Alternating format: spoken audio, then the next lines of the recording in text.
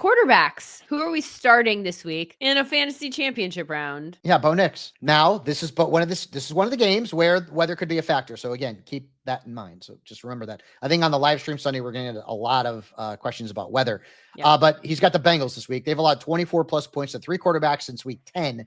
And the only quarterbacks who had done well against Cincinnati lately, Cooper Rush, Mason Rudolph, Dorian Thompson-Robinson. What do they all have in common? They're backups.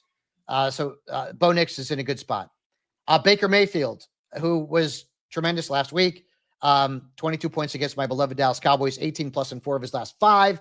He's got the Panthers this week since week 8. They've allowed 14 total touchdowns and the 5th most fantasy points per game to quarterback. So Baker Mayfield is a very good play, and the weather will not be a factor in Tampa Bay. Quarterbacks that would sit is the other AFC West quarterback on that list. I'm on the fence about Herbert this week. I know he had a really good game last week against Denver, put up a very good stat line. But over the last 2 weeks, listen to this, Lindsay. The Patriots defense, this is not Bill Belichick coaching this team anymore. They held Kyler Murray and Josh Allen to fewer than 12 points apiece. Like, that's insane. Yeah. That's really hard to do. And Herbert had failed to score more than 13.4 points in 3 starts prior to the start against Denver. So I have him ranked just outside of my top 12 quarterbacks. But again, I'm on the fence. But the Patriots defense the last 2 weeks, Kyler and Allen, especially Josh Allen, it killed me in a couple of leagues. That you got to give him credit. And then Matthew Stafford this week against the Cardinals, 2 straight stinkers. Yeah. 14.2 combined points in his last 2 games. And honestly, this could end up being a high-scoring game. It really could be. It 100% could be. But the last time he played the Cardinals, 6.6 points back in week 2. And Arizona has allowed just 2 quarterbacks to beat them for more than 17.5 points since week 7. Now, I know one of those quarterbacks was Bryce Young last week. I get it. But I just can't trust Matthew Stafford in a 1-quarterback league. Not in the championship. Talk about the running backs, Fabs, and some guys that could start for you this week. Bucky Irving, good stat line last week against Dallas, 18 points. He's got Carolina coming up next. Their defense has allowed 17-plus points to running backs 10 times this year. And we've also seen their defense allow the 5th most fantasy points to running backs over the last 8 weeks. So Bucky Irving is in a good spot. And, of course, the Buccaneers have a lot on the line. And I got Breece Hall as a start this week. And I know the last couple of weeks I've told you to try to avoid him if you can. And really his numbers have been great. 27 combined fantasy points. I mean, that's mid. But last week he saw 40% of the backfield touches. And the Bills defense, 141 scrimmage yards allowed and the 7th most fantasy points allowed to running backs in the last 8 weeks. And if the weather is lousy in Buffalo and it's raining, they're going to run the ball. So I don't mind Breece Hall this week. I'm not saying he's elite because he's not. But he's in that RB2 conversation. RB2. Okay. Who's outside that probably? Yeah, Rico. Rico, who did not perform last week against the Buccaneers. And, Lindsay, I don't look at other people's work for the most part. I don't like to look at it. But I have been peeking at some other rankings, and everyone's got Rico Dowdle. They had him ranked high last week, and they also have Chuba Hubbard ranked high this week. They're not seeing that the Buccaneers defense has actually been really tough against running backs lately. Anyways, I digress. Rico Dowdle, stinker last week. He's got Philly this week. They've given up 3 touchdowns, 3.6 yards per rush, and the fewest points per game to running backs over the last 8 weeks.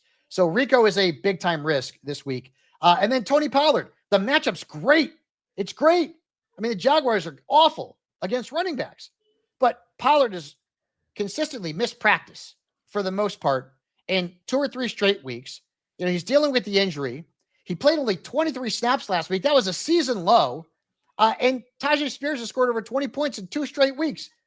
So if I'm looking at the last 2 weeks, and I understand that it's a small sample size and that Pollard's got incentive that he wants to reach, but Tajay Spears, I think, is a better play.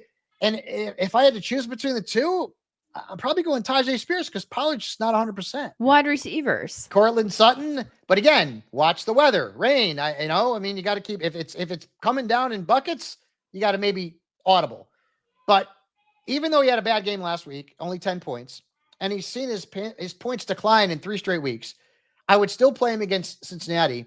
They've given up 13 plus points to wide receivers 15 times, including 10 who have had over 18. And as Lindsay likes to allude to, they just can't tackle. And Sutton has been good, far more than bad this season. He's actually been a great draft bargain if you look at his ADP. And then I'm going to start Jacoby Myers. He's not on the injury report. He's got the Saints this week. His numbers have kind of been middling over the last few weeks, but look at the matchup. Over the last 8 weeks, New Orleans has given up 8 touchdowns and the 7th most points per game to the perimeter. So if you're looking for a flex starter this week and Aiden O'Connell's going to start, which is clearly better than what the Raiders would have to pivot to, Jacoby Myers is worth a look. He's ranked in my mid-20s among wide receivers. Some wide receivers that you are comfortable sitting. Marvin Harrison Jr. And again, this bums me out. He was my biggest whiff of the year. Mm-hmm. Back in week 2, he beat the Rams for 130 yards and 29 points. He's got the Rams again this week. It's a Saturday game. I just can't trust him. I mean, look at his numbers. No. Right? He's been held to single digits in 3 straight games in 4 of his last 5. He's averaging just 10.9 points per game on the year. So you would really have to be in a desperate situation to flex him this week because the numbers have just not been there. And then finally, Jerry Jeudy. We mentioned it. Dorian Thompson-Robinson is going to get the start again. What did I say last week?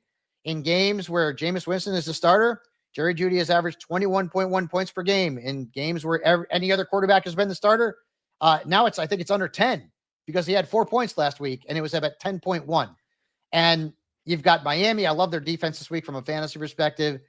So as long as DTR is the quarterback, I ain't starting any Browns wide receivers, and David Njoku would be the only guy that I would play, and he's hurt right now. Tight ends. Let's talk tight ends here. And your favorite one of the second half of the season, who is a start again this week? Jonnu. Yeah, but I thought he'd be better than he was last week. He only had 12.2 points, which is fine, but I mean, he'd been so good. It was a bit of a disappointment. He's got the Browns this week. Jalen Waddle is still banged up. Cleveland's defense has allowed the 4th most points at tight end since week 9, so you could start Jonnu Smith. And Hunter Henry, how about a good old-fashioned revenge game? And the matchup actually isn't great on paper. You know, Lindsay, the Chargers have allowed 1 touchdown to a tight end in the last 8 weeks. But Drake May is heavily targeting Hunter Henry. First read rate is through the roof. And Hunter Henry has seen at least 8 targets in 4 of his last 5 games. And again, revenge game factor, because he's getting so much volume in terms of Drake May throwing the ball to him. I think Hunter Henry is a low tight end one this week. Who are we sitting at tight end? Yeah, I hate to say it, but Jake Ferguson against the Eagles. You know, he did have 10 points last week. We told you to play him last week. He'll take that.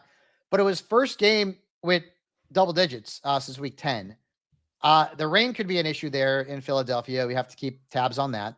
And he just hasn't been as consistent or productive without Dak Prescott. And in his last game against Philadelphia, Ferguson had 4.4 points. So keep that in mind. And then finally, it wouldn't be a tight end start him and sit him without Kyle Pitts being a sit. Yeah. Listen, I don't know where this guy's going to end up next year or in the future. Not on my team. Not on my fantasy team. I don't know that there's ever been a tight end drafted in the top 10 who has been a bigger disappointment than Kyle Pitts.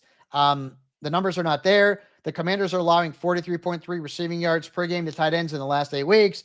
I don't need to tell you that Kyle Pitts is just not a startable asset. He shouldn't even be on fantasy teams at this point. But it's so hard this week to tell you to sit any tight ends of substance. Let's just put it that way. That at least Kyle Pitts is a name. Like, that's what happens sometimes in start him and sit him when you're looking at, like, you know, this matchup's not great, but you kind of still have to play him, right? I mean, like Hunter Henry, matchup's not great. You're still going to play him. TJ Hawkinson against Green Bay. Green Bay's defense can be tough. You're still playing TJ Hawkinson, and so on and so forth. San Francisco's defense has been really tough against tight ends. I got to play Sam Laporta. George Kittle, you got to play him. Detroit's defense really good against tight ends. Don't care. Kyle Pitts is a guy that, he may be worth a late round flyer in 2025 at best, just based off of spite.